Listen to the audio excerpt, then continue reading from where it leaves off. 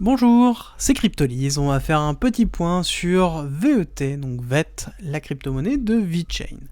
Qu'est-ce que VeChain? VeChain est une blockchain publique qui a pour vocation de donner une solution de traçabilité aux différents acteurs business de l'économie. Donc à travers justement une traçabilité, pourquoi pas, au niveau des transits et du fret, ou encore, pourquoi pas, aussi de la contrefaçon, pour pouvoir assurer justement que le produit est traçable tout au long de son cycle de la vie. Et c'est justement ce à quoi VeChain s'attelle. En l'occurrence, VeChain a pour vocation de proposer des solutions personnalisées à ses clients. Donc on se retrouve généralement avec des solutions propres à chacun et on va avoir directement un développement qui est très B2B, avec justement tout simplement une adoption de la blockchain pour des solutions de traçabilité aux entreprises. Et là, VeChain proposera systématiquement du personnalisé, et c'est intéressant de voir ça, c'est-à-dire que en l'occurrence on a vraiment une commercialisation de l'utilisation de la blockchain par rapport à ça. Alors est-ce que en l'occurrence c'est quelque chose qui a pour vocation de continuer à grandir? Ça c'est la grande question qu'on peut se poser. C'est un peu compliqué de se projeter. Pourquoi? Parce qu'en l'occurrence la notion de transit et la notion de traçabilité, c'est quelque chose qui existe déjà dans le monde des ERP depuis un certain temps. Les grands éditeurs de logiciels ERP, en l'occurrence, vont développer et développent, si certains l'ont déjà fait, leur propre blockchain pour pouvoir justement gérer ce type de problématique.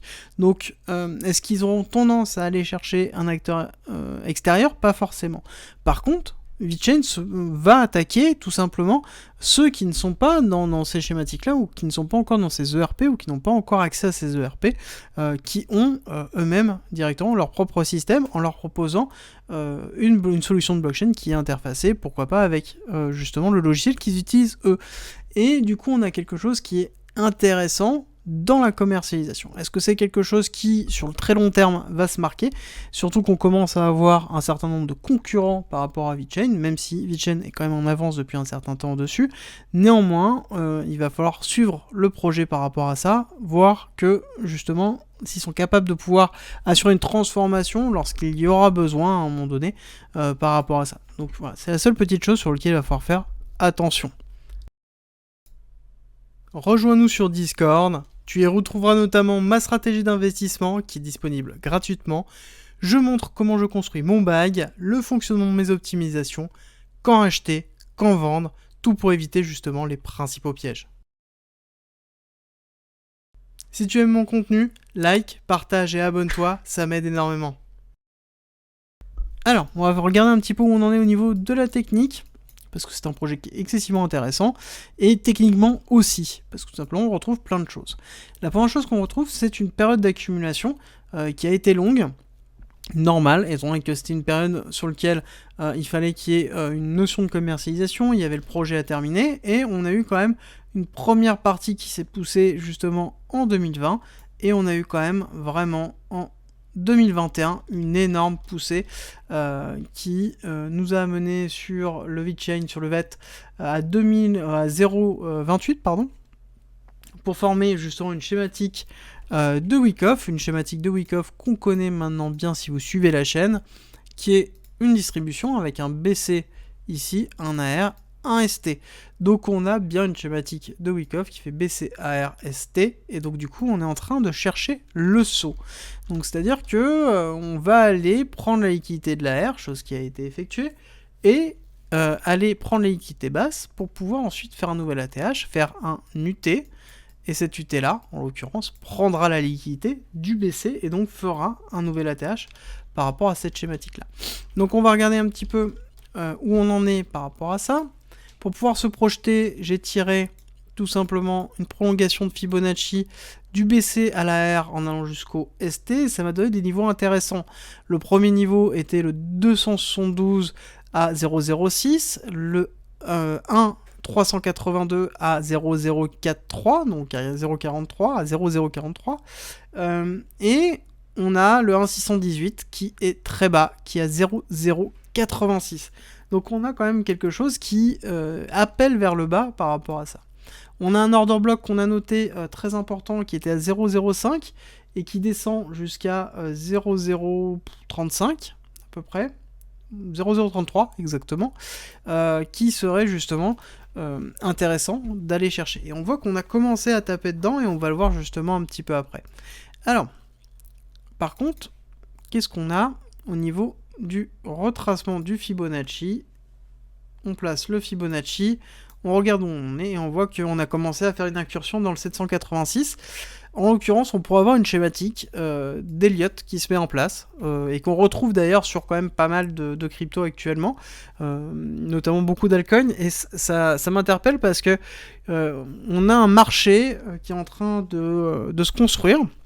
On est en cours de construction de l'écosystème des crypto-monnaies et tous les altcoins, quasiment une grosse partie des altcoins, ont une schématique de vague 1, vague 2 qui est en train de se profiler. Et donc on serait sujet à voir une vague 3 sur un ensemble d'altcoins. Donc c'est-à-dire que globalement on aurait un marché crypto qui prendrait de l'essor et qui pousserait justement énormément. Donc là on pourra avoir cette schématique là qui ne peut être validée que par la suite, une fois que ce sera terminé par rapport à ces schématiques là. Alors je vous avais donné la dernière fois tout simplement une spot zone et on voit qu'on a fait une incursion dans la spot zone. Donc on a commencé justement à travailler cette zone-là, cet order block-là, qui est excessivement intéressant. La spot zone pour moi, elle n'a toujours pas bougé, pardon, et à 0,05 pour aller très bas, pour aller à 0,018, voire même, pourquoi pas, aller tacler le 1,618 à 0,08. Pourquoi? Parce qu'en l'occurrence, on a la possibilité d'avoir un actif qui va descendre. On n'a toujours pas de signe d'arrêt de tendance. On a eu une schématique qui s'est effectuée de, hop, on va la faire vague 1, enfin A, B, C. Donc on est dans une schématique de descente qui est en train de se faire en 3 temps. Ce troisième temps, on va regarder justement d'ici là, et on va remonter ici, et on voit qu'on est en train de travailler le 618. Bon, par contre, le 1, on voit que si on ne peut pas faire, pardon, tout simplement de A égale C, parce qu'en l'occurrence, on arriverait sur quelque chose d'assez bas. Alors, pour moi, là, on est quand même dans une zone très intéressante. On va attendre, de toute façon, dans tous les cas, une schématique d'accumulation de wake-off. Tant qu'on n'a pas cette schématique-là, c'est compliqué de pouvoir se dire qu'on est dans le saut, qu'on a terminé le saut. Pour moi, là, on a une première indication potentielle d'arrêt, et ce n'est pas terminé. On va continuer, on va aller descendre, marquer un vrai SC, et ensuite on va avoir cette schématique là. On pourrait potentiellement considérer ça comme un psy, d'accord? Pour ceux qui ont l'habitude des accumulations de wake-off, on pourrait avoir ici un psy. Donc moi j'attends une chute, d'accord? Avec potentiellement après un retravail du psy, et ensuite on descend, on fait le STB, le spring pourquoi pas très loin, très profond, pour ensuite entamer quelque chose d'assez justement bullish, avec justement un accroissement qui se ferait. Un accroissement notamment qui ne peut être validé uniquement que si on casse justement ce break-off structure important, qui est le break-off structure de 0,18. 0,18, chiffre très justement important par rapport à cette schématique là.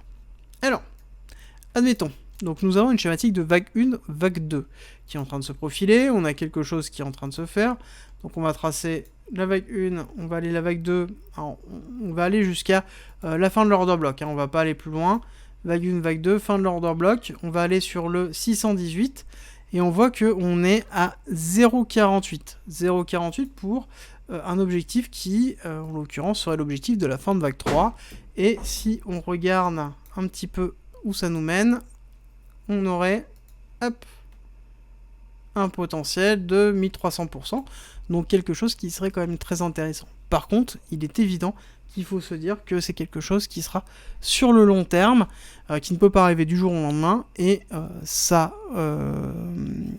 il faudra impérativement, globalement, que VeChain trouve des solutions pour s'interfacer avec les différents ERP, trouve sa place justement dans l'écosystème des ERP et ne se fasse pas cannibaliser, un, par les concurrents qui sont en train d'arriver, et deux, par tout simplement les éditeurs de logiciels de gestion et de comptabilité, dont c'est le métier déjà depuis un certain nombre d'années, de gérer la logistique, de gérer la traçabilité et de gérer tous ces aspects-là. Donc voilà. Merci d'être resté avec moi jusqu'au bout. Abonne-toi, partage si t'as aimé et rejoins-nous sur Discord. C'est avec plaisir qu'on t'accueillera et à très vite.